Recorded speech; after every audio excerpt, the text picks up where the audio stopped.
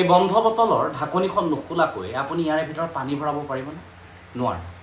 এই বন্ধ বটলটোত যেনেদৰে ঢাকনিখন নুখোলাকৈ ইয়াৰ ভিতৰত আপুনি ইচ্ছা কৰিও পানী ভৰাব নোৱাৰে, ঠিক তেনেদৰে যিজন ব্যক্তিৰ হৃদয়ত আপোনাৰ প্ৰতি কোনো মৰম নাই, ভাল পোৱা নাই, শ্ৰদ্ধা নাই, কোনো অনুভূতিয়েই নাই, তেনে এজন ব্যক্তিৰ হৃদয়ত আপুনি হেজাৰ চেষ্টা কৰিও আপোনাৰ প্ৰতি ভাল পোৱাৰ সৃষ্টি কৰিব নোৱাৰে।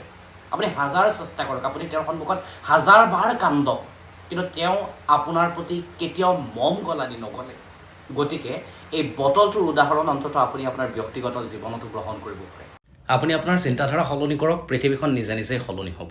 আপুনি যদি সুখী হ'ব বিচাৰিছে, তেতিয়াহ'লে আনক সলনি কৰা বাদ দি নিজৰ মানসিকতা সলনি কৰক।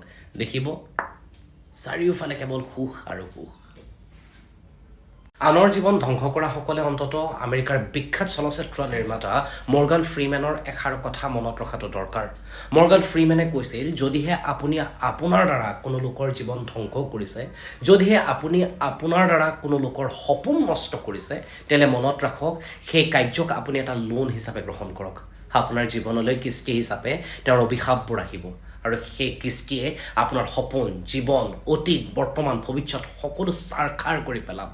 গতিকে আনৰ জীৱন শেষ কৰাৰ পূৰ্বে, আনৰ সপোনবোৰ নষ্ট কৰাৰ পূৰ্বে নিজক এবাৰ অন্তত দাপোনত চাই লোৱাটো দৰকাৰ। কি ঠিক কালি সেইখন দাপোনত নিজৰ মুখখন চাবলৈ কি জানি আপোনাৰ লাজ লাগে?